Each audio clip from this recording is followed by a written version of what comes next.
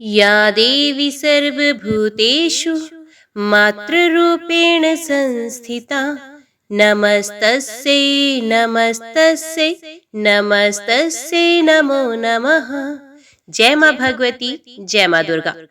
नवरात्रि के 5वें दिन में माँ स्कंद माता की पूजा होती है। माँ के 5वें स्वरूप का ये नाम उन्हें भगवान कार्तिकेय से मिला है। ऐसा माना जाता है कि माता के इस ममतामयी रूप की पूजा अर्चना से बुद्धि और विवेक में वृद्धि होती है। माँ के इस स्वरूप की बात करें तो इनकी 4 भुजाएं हैं। माँ ने अपनी दाएं तरफ के ऊपर वाली भुजा से स्कंद अर्थात कार्तिकेय को गोद में लिया हुआ है। इसी तरफ वाली निचली भुजा के हाथ में कमल का फूल है। बाईं ओर की ऊपर वाली भुजा में वर्ध मुद्रा है। नीचे दूसरा श्वेत कमल का फूल लिया हुआ है। स्कंद माता सिंह की सवारी करती हैं। सर्वदा कमल के आसन पर विराजे रहने के कारण इन्हें पद्म आसना भी कहकर पुकारा जाता है। नवरात्रि के 5वें दिन स्कंद माता की पूजा के लिए सुबह स्नान के बाद पीले रंग के कपड़े पहने, पूजा के लिए हाथ में लाल पुष्प लेकर देवी स्कंद माता का ध्यान करें। देवी को अक्षत, धूप, गंध, फूल, बताशा, पान, सुपारी, लौंग अर्पित करें। माँ के सामने धूप दीप जलाएं।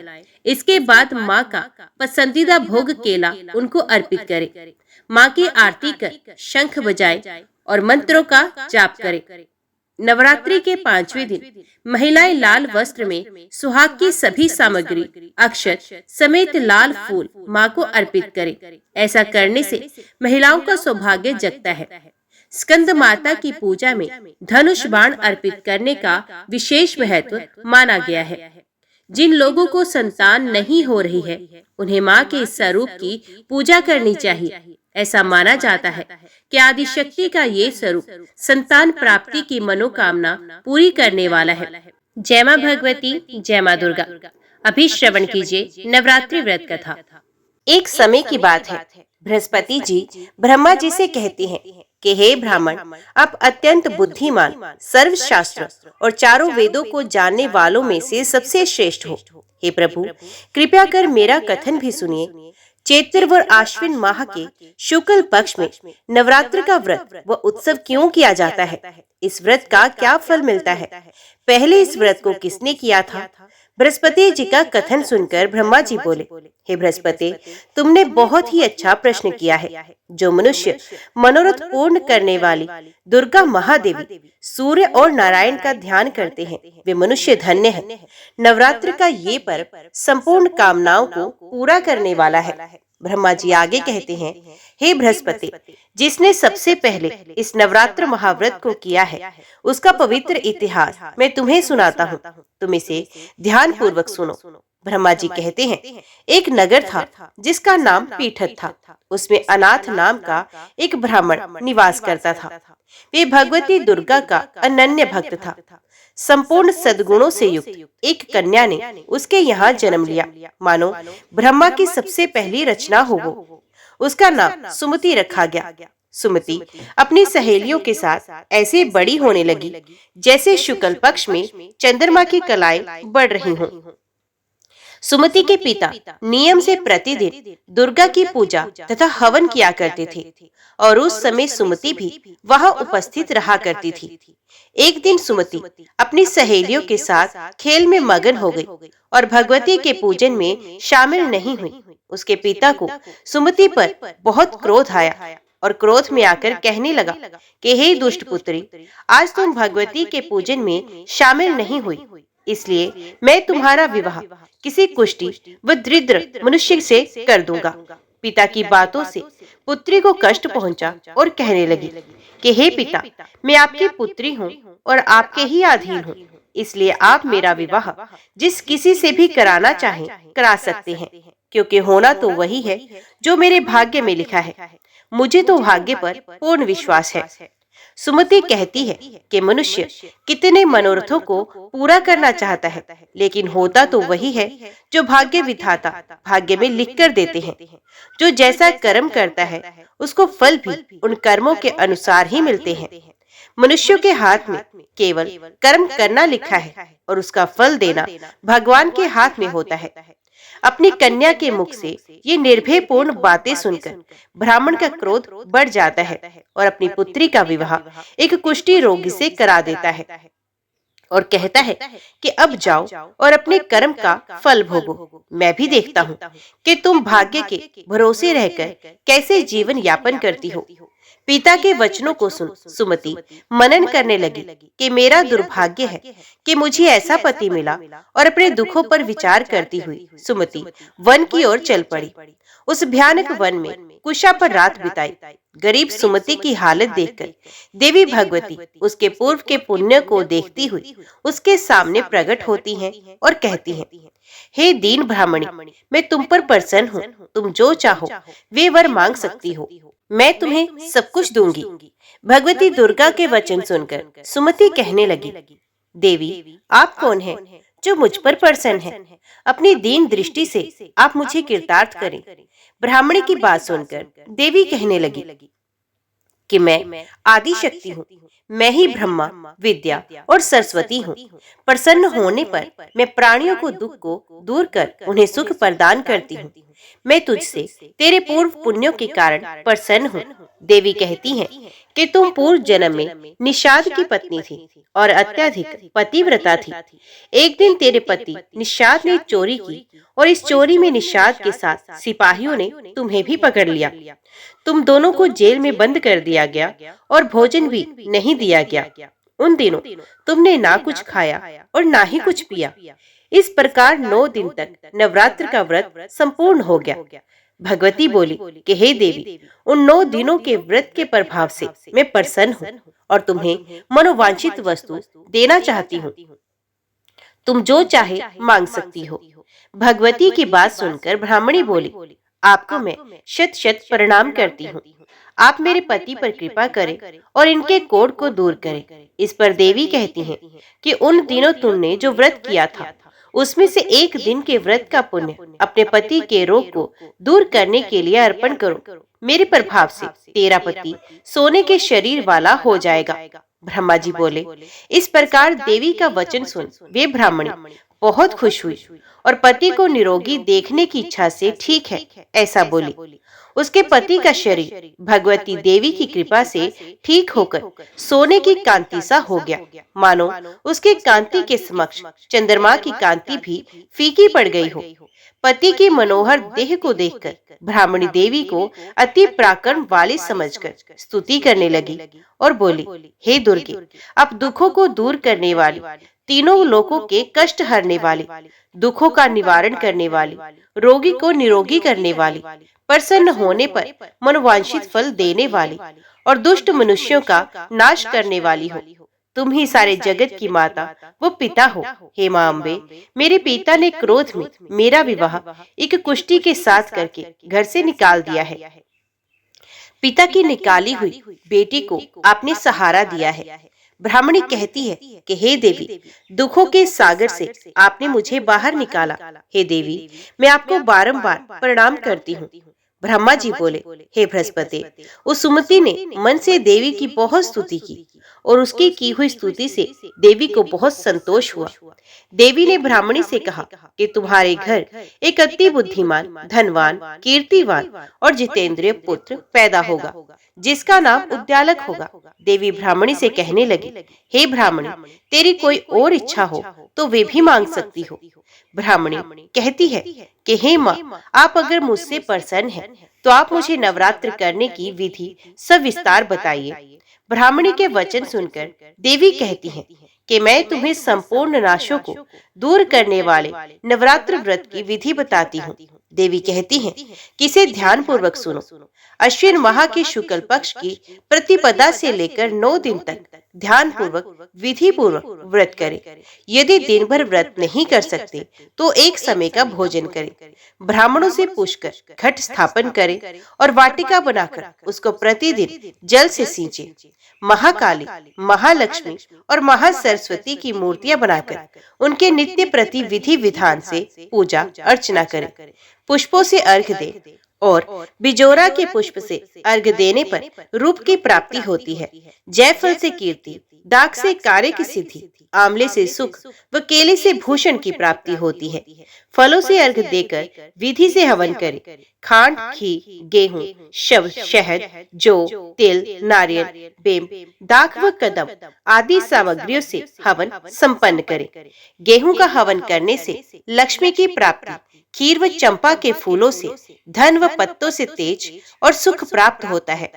आंवले से कीर्ति, केले से पुत्र की प्राप्ति होती है। कमल से राज सम्मान और दाखों से सुख संपत्ति मिलती है। खांड, घी, नारियल, शहद, जौ व तिल और फलों से होम करने से मनोवांछित वस्तु की प्राप्ति होती है। व्रत करने वाले को स्वभाव में नम्रता रखनी चाहिए। अंत में आचार्य को प्रणाम कर यथाशक्ति उसे दक्षिणा देकर विदा करना चाहिए। इस महाव्रत को बताई विधि के अनुसार जो भी करता है उसके सारे मनोरथ पूरे हो जाते हैं। ब्रह्मा जी कहते हैं, हे बृहस्पति, इस प्रकार ब्रह्माणी को इस व्रत की विधि व फल बताकर देवी अंतर ध्यान हो गई। जो मनुष्य इस व्रत को करता है विश्लोक में सुख पाकर अंत में मोक्ष को प्राप्त करता है। ब्रह्मा जी फिर कहते हैं कि हे बृहस्पति, इस व्रत का महात्म्य मैंने तुम्हें बताया। ब्रह्मा जी का कथन सुन बृहस्पति आनंद विभोर हो गए और ब्रह्मा जी से कहने लगे, हे ब्रह्मा जी, आपने मुझ पर अति कृपा की जो आपने मुझे अमृत के समान इस नवरात्रि व्रत का महात्म्य सुनाया है। जय मां भगवती, जय मां दुर्गा। अभी श्रवण कीजिए दूसरी कथा।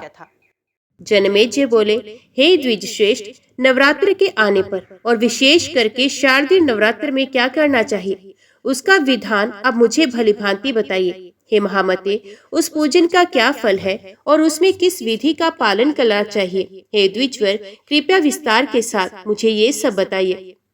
व्यास जी बोले, हे राजन, अब मैं पवित्र नवरात्र व्रत के विषय में बता रहा हूँ। सुनिए, शीतकाल के नवरात्र में विशेष करके ये व्रत करना चाहिए। उसी प्रकार प्रेम पूर्वक वसंत ऋतु के नवरात्र में भी इस व्रत को करें। ये दोनों ऋतुएं सब प्राणियों के लिए यम दृष्टा कही गई हैं। शरत तथा वसंत नामक ये दोनों ऋतुएं संसार में प्राणियों के लिए दुर्गम है। अतएव आत्म कल्याण के इच्छुक व्यक्ति को बड़े यत्न के साथ ये नवरात्र व्रत करना चाहिए। ये वसंत तथा शरद दोनों ही ऋतुएं बड़ी भयानक है और मनुष्यों के लिए रोग उत्पन्न करने वाली हैं। ये सबका विनाश कर देने वाली हैं। अतएव हे राजन, बुद्धिमान लोग को शुभ चैत्र तथा अश्विन मास में भक्ति पूर्वक चंडिका देवी का पूजन करना चाहिए। अमावस्या आने पर व्रत की सभी शुभ सामग्री एकत्रित कर ले और उस दिन एक भुक्त व्रत करे और हविष्य ग्रहण करे। किसी समतल तथा पवित्र स्थान में 16 हाथ लंबे चौड़े स्तंभ तथा ध्वजाओं में सुसज्जित मंडप का निर्माण करना चाहिए। उसको सफेद मिट्टी और गोबर से लिपवा दे।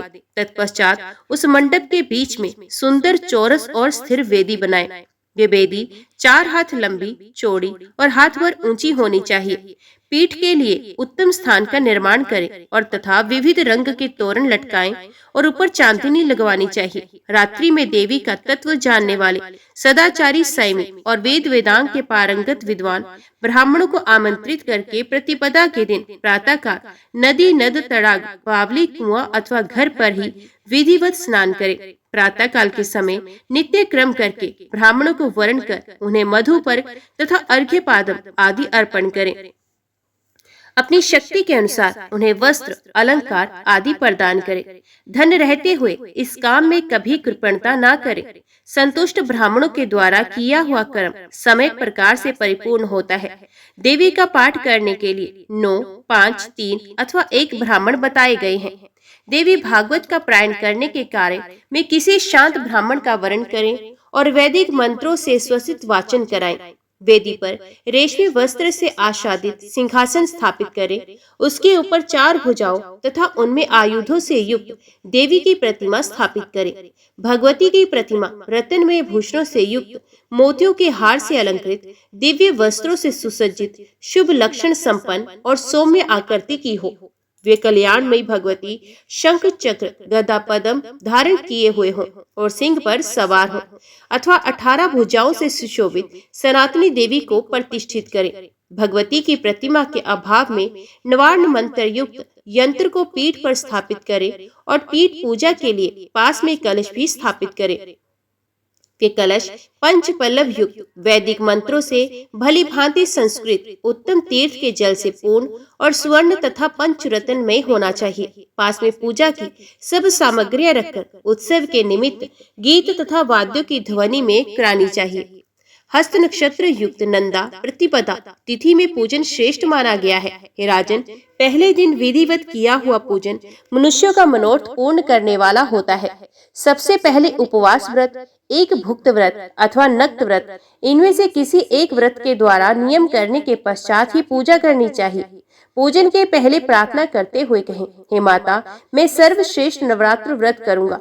हे देवी, हे जगदम्बे, इस पवित्र कार्य में आप मेरी संपूर्ण सहायता करें। इस व्रत के लिए यथाशक्ति नियम रखें। उसके बाद मंत्रोच्चारण पूर्वक विधिवत भगवती का पूजन करें। चंदन, अगरू, कपूर तथा मंदार, करंज, अशोक, चंपा, कनेल, मालती, ब्राह्मी आदि सुगंधित पुष्पों, सुंदर बिलपत्रों और धूप दीप से विधिवत भगवती जगदम्बा का पूजन करना चाहिए। उस अवसर पर अर्घ्य भी प्रदान करें। हे राजन, नारियल, बिजोरा नींबू, दाडिम, केला, नारंगी, कटहल तथा बिलपत्र आदि अनेक प्रकार के सुंदर फलों के साथ भक्ति पूर्वक अन्न का नैवेद्य एवं पवित्र बलि अर्पित करें।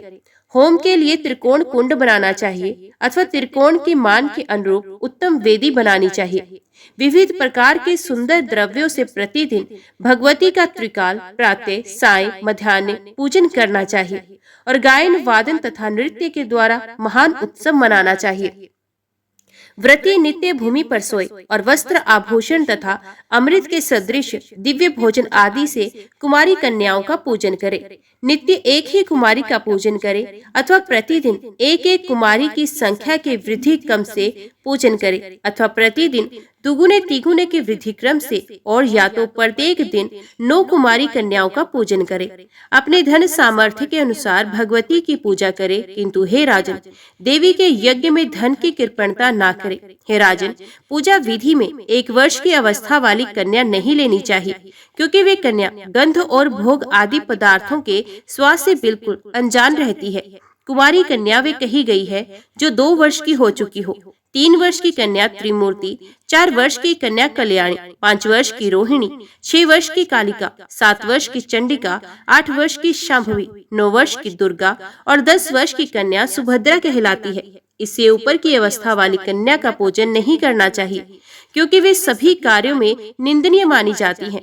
इन नामों से कुमारी का विधिवत पूजन सदा करना चाहिए। अब मैं इन 9 कन्याओं के पूजन से प्राप्त होने वाले फलों को कहूंगा। कुमारी नाम की कन्या पूजित होकर दुख तथा दरिद्रता का नाश करती है। वे शत्रुओं का क्षय और धन, आयु तथा बल की वृद्धि करती है। त्रिमूर्ति नाम की कन्या का पूजन करने से धर्म, अर्थ, काम की पूर्ति होती है। धन धान्य का आगम होता है। जो राजा विद्या, विजय, राज्य तथा सुख की कामना करता हो, उसे सभी कामनाएं प्रदान करने वाली कल्याणी नामक कन्या का नित्य पूजन करना चाहिए। शत्रुओं का नाश करने के लिए भक्ति पूर्वक कालिका कन्या का पूजन करना चाहिए। धन तथा ऐश्वर्य की अभिलाषा रखने वाले चंडिका कन्या की समय अर्चना करनी चाहिए। हे राजन, सम्मोहन, दुख, दारिद्र्य के नाश तथा संग्राम में विजय के लिए शांभवी कन्या की नित्य पूजा करनी चाहिए। क्रूर शत्रु के विनाश एवं उग्र क्रम की साधना के निमित्त परलोक में सुख पाने के लिए दुर्गा नामक कन्या की भक्ति पूर्वक आराधना करनी चाहिए।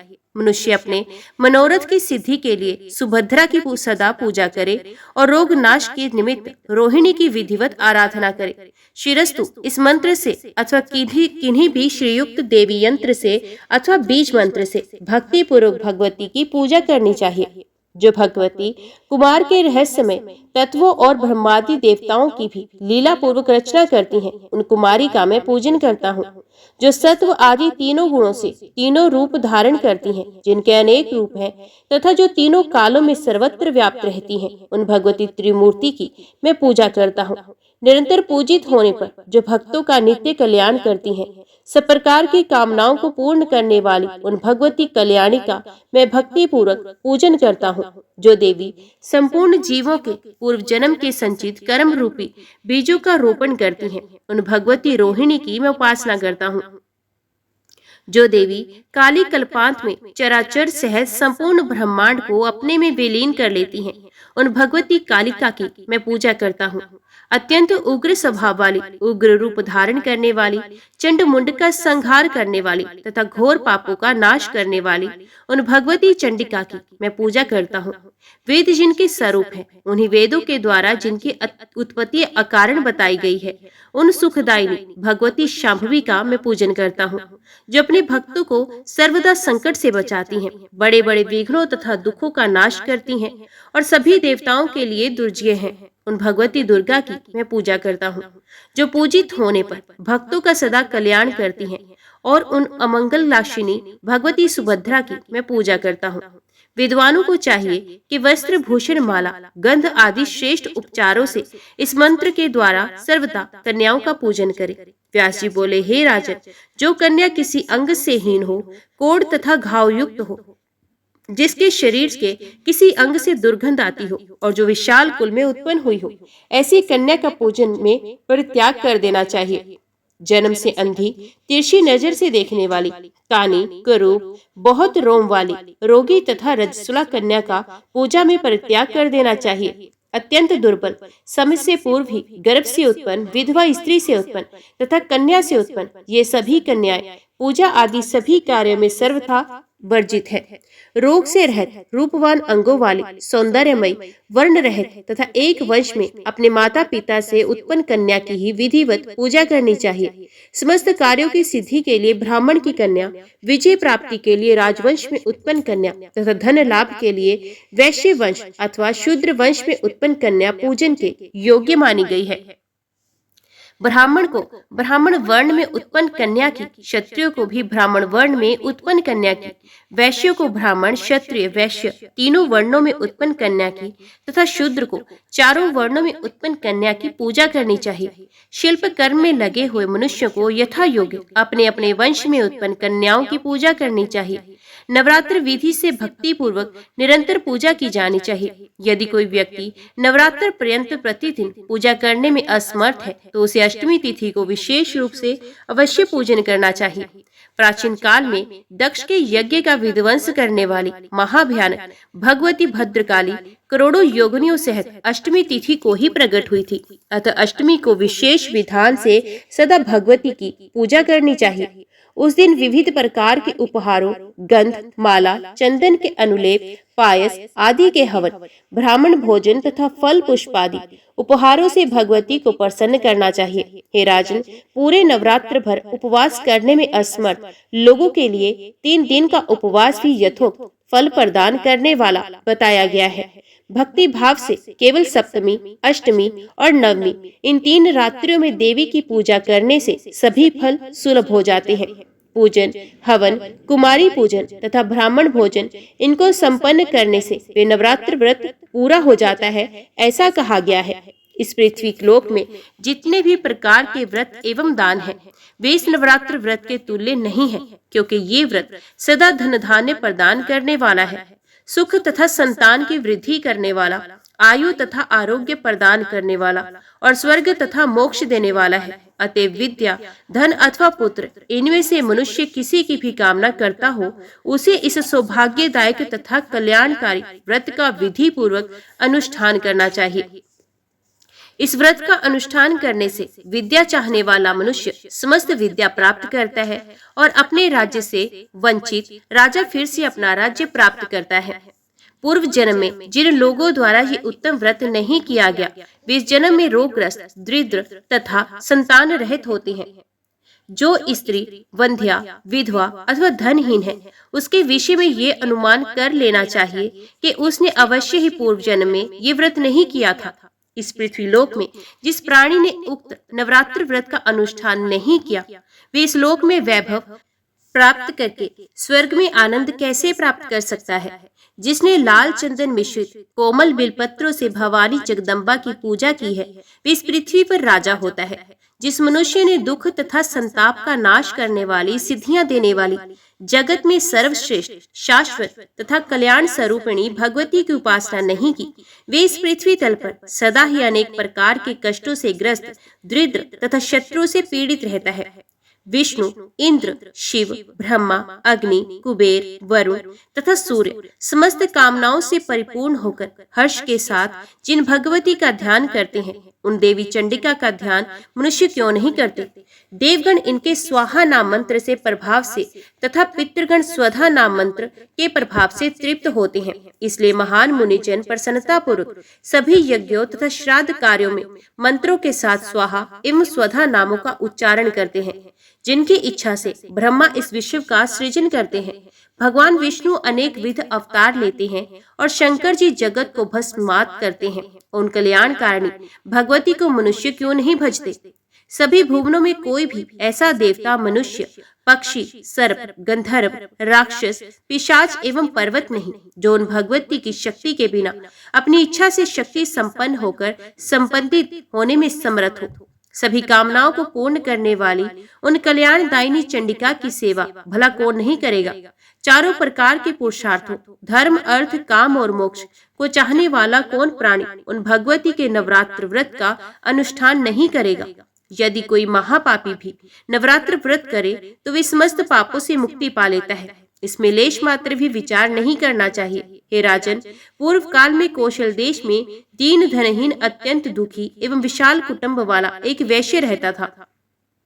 उसकी अनेक संतानें थी जो धन अभाव के कारण क्षुधा से पीड़ित रहा करती थी। सायंकाल में उसके लड़कों को खाने के लिए कुछ मिल जाता था तो वे कुछ भी खा लेते थे। इस प्रकार वे वणिक भूखा रहते हुए सर्वदा दूसरों का काम करके धैर्य पूर्वक परिवार का लालन पालन कर रहा था। वे सर्वदा धर्मपरायण, शांत, सदाचारी, सत्यवादी, क्रोध न करने वाला, धैर्यवान, अभिमान रहित तथा ईर्ष्याहीन था।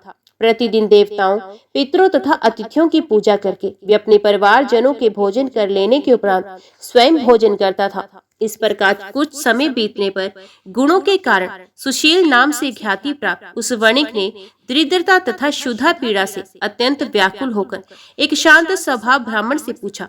सुशील बोला, हे महाबुद्धि संपन्न ब्राह्मण देवता, आज मुझ पर कृपा करके ये बताइए कि मेरी दरिद्रता का नाश निश्चित रूप से कैसे हो सकता है। हे मानद, मुझे धन की अभिलाषा तो नहीं है, किंतु हे द्विश्रेष्ठ, मैं आपसे कोई ऐसा उपाय पूछ रहा हूँ जिससे मैं कुटुंब के भरण पोषण मात्र के लिए धन संपन्न हो जाऊं। मेरी पुत्री और पुत्र क्षुधा से पीड़ित होकर भोजन के लिए बहुत रोते हैं और मेरे घर में इतना भी अन्न नहीं रहता कि मैं उन्हें एक मुट्ठी भर अन्न दे सकूं। रोते हुए बालक को मैंने घर से निकाल दिया और वे चला गया, इसलिए मेरा हृदय शोका अग्नि में जल रहा है। धन के अभाव में मैं क्या करूं? मेरी पुत्री विवाह के योग्य हो चुकी है, किंतु मेरे पास धन नहीं है। अब मैं क्या करूं? वे 10 वर्ष से अधिक की हो गई है। इस प्रकार कन्यादान का समय बीता जा रहा है। हे विपेंद्र, इसलिए मैं अत्यधिक चिंतित हूँ। हे दयानिधान, आप तो सर्वज्ञ हैं, अतएव मुझे कोई ऐसा तप, दान, व्रत, मंत्र तथा जप बताइए जिससे मैं अपने आश्रितजनों का भरण पोषण करने में समर्थ हो जाऊं। हे द्विज, बस मुझे उतना ही धन मिल जाए और मैं उससे अधिक धन के लिए प्रार्थना नहीं करता। हे महाभाग, आपकी कृपा से मेरा परिवार अवश्य सुखी हो सकता है। अतएव आप अपने ज्ञान बल से भली भांति विचार करके भी उपाय बताइए। व्यास जी बोले, हे राजन, उसके इस प्रकार पूछने पर उत्तम व्रत का पालन करने वाले उस ब्राह्मण ने बड़ी प्रसन्नता पूर्वक उस वैश्य से कहा, हे वैश्य, अब तुम पवित्र नवरात्र व्रत का अनुष्ठान करो।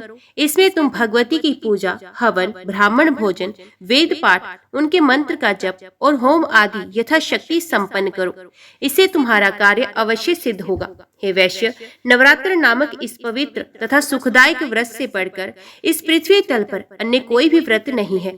ये नवरात्र व्रत सर्वदा ज्ञान तथा मोक्ष को देने वाला, सुख तथा संतान की वृद्धि करने वाला एवं शत्रुओं का पूर्ण रूप से विनाश करने वाला है।